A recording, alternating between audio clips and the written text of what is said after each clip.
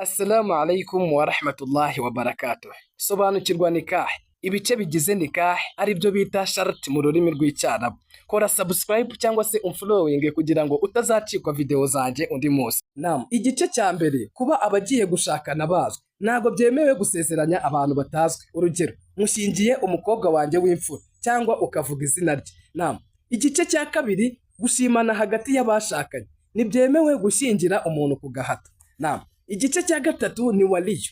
Waliyu bisobanura uhagarariye umukobwa, kubera ko hatabaho gusezerana kiretse umukobwa afite umuhagarariye, kubera imvugo y'intumwa y'Imana Muhammad sallallahu alaihi wasallam igira iti nta sezerano ribaho hatari waliyu uhagarariye umukobwa, yakiriwe na Bukhari.